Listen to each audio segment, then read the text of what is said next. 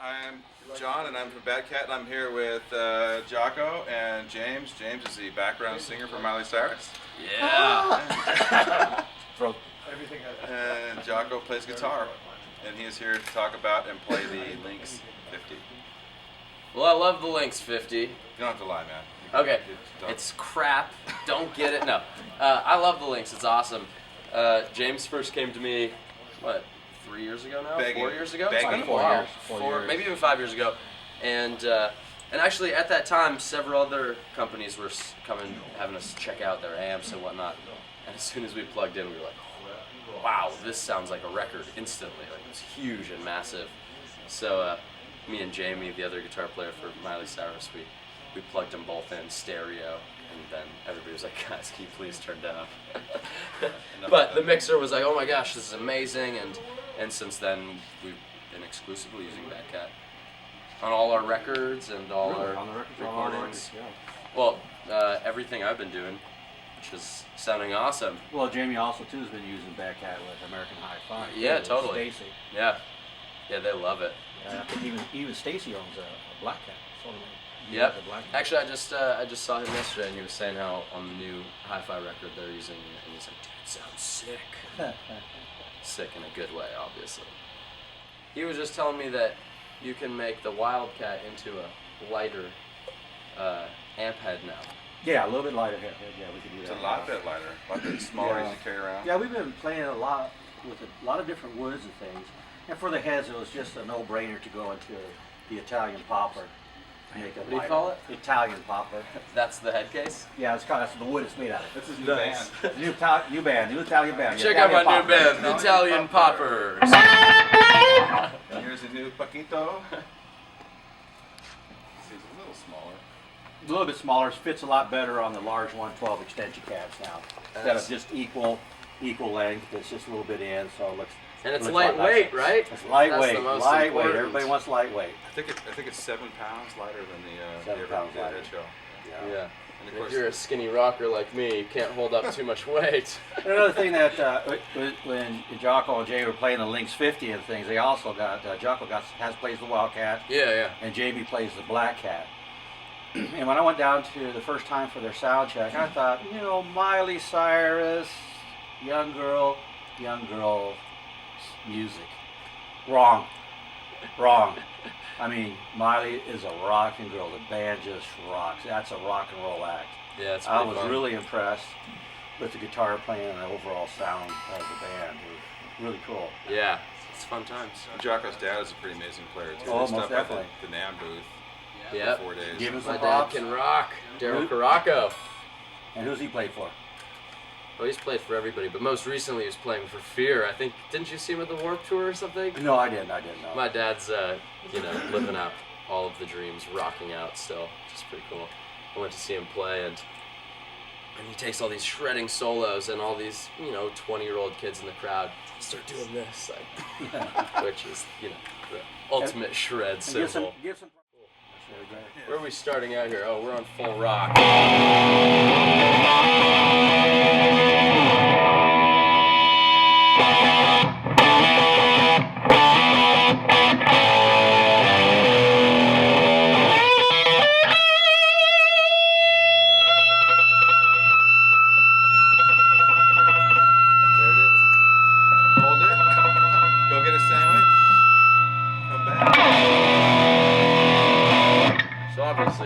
awesome to sustain. So what's it?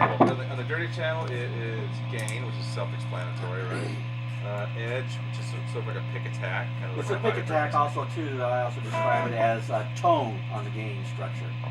So also the pick attack, when you bring it counterclockwise, it softens the pick attack.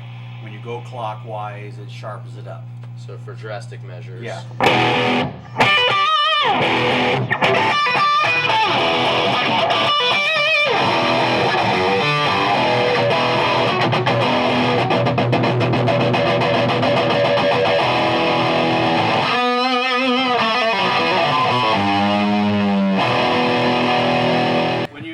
When you explain the mid-range knobs, you know, the two mid-range knobs, you understand all of that. Then on the mid boost, 5 different frequencies. Mid knob, you can adjust the mid-range within the frequency you choose. And then also too on the switch on the back, the 1 and 2 on the Lynx. Oh yeah. You know, you get some more heavier bottom end. Position number 1. Let us not miss that. What chickens out? Yeah. Where's that?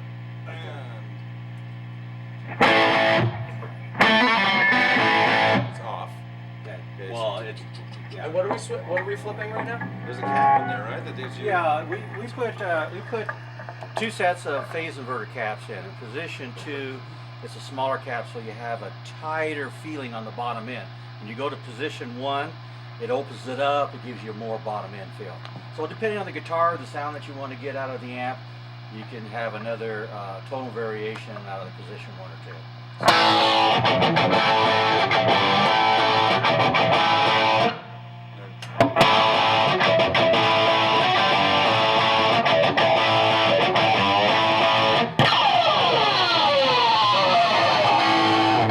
Yeah, position 2 gives a more Marshall-esque type of sound.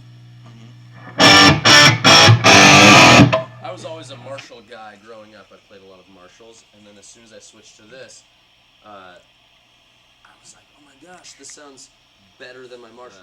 Note definition. The note definition, and also there's a fatness to it. That Well, a lot of our product, the type of transformers that we use, it brings some bottom end girth to the sound compared to a lot of other amplifiers. When you take a look at our transformers, they speak for themselves. They're huge. yeah. It only looks small because it's being held next to my head, which is enormous. But Yeah, it's actually huge pretty heat. big. How much does that weigh? Alright, take it back, take it back. And a lot of people will probably say, well, you don't need a transformer that big. But we do, because we build products that last. This thing can take some abuse and not burn out like a lot of other transformers. Oh yeah, I could vouch for these on the road, that's for sure. I've traveled all over the world with my Lynx, and I don't think it's ever broken down. No.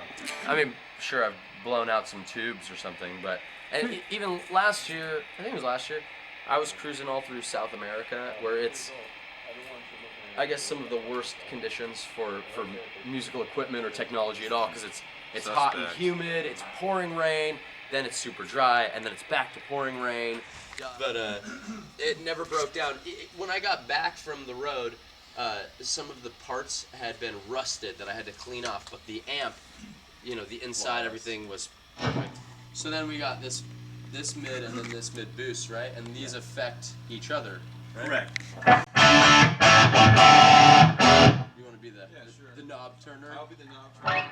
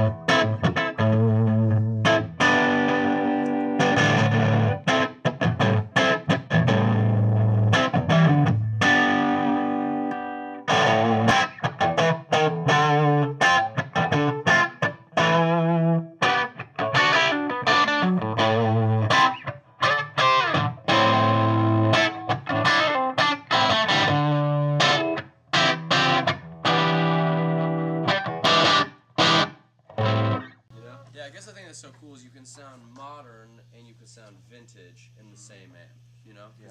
Because you could play some Rolling Stones or something. Just,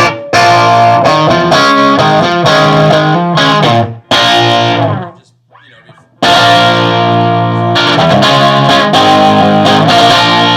and then you could also click onto another channel. Yeah. When did you make this bad boy? I think that was done in about 2005. You know, the Hot Cat 30, I'm pretty sure it was the first high gain Class A amp on the market. Oh. And it took the public by storm. Guitar player gave it an editor's pick award, which was really cool. The first year was out. In 2004, we were a very proud moment at that time. The Guitar Player's Reader's Choice Award at the Summer NAMM show, we placed second best combo amp in history. Whoa. Mind you, the amp has only been out 2 years. Best combo, second place best combo amp in history. So how'd you guys celebrate? Well, we just went back to work. So when I did the Lynx 50, what I felt was missing in the Hot Cat a little bit that I didn't have in there was mid-range. So we came up with a circuit that had a 5-position mid-boost switch. So it gave you 5 different mid-range frequencies.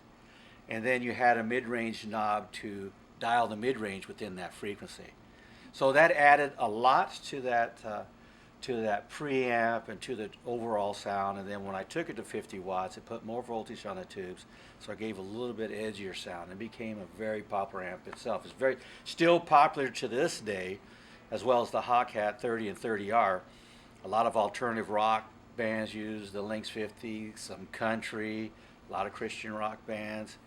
It's just a really great amp. Yeah, well, like I was just saying, it's cool because let's say I'm in a recording session, somebody could be like, can you play something that's heavy metal? And I could go, play heavy metal on it. And then they're like, can you make it sound a little more country, let's say? You know, the next day it's a different session, and I can switch a couple knobs and do that. Or can you sound like the Rolling Stones? Or so, you know, you can, it's so versatile because you can go modern and vintage sounding. Yeah, and then what I've also been working on, or have worked on, I made 3 Lynx 100s, Class A-B. Now a completely different sound. Wow. Now there's another group that has, 2 groups has it. I guess I'll name them. Jeremy from Lit, Billy Joe from Green Day.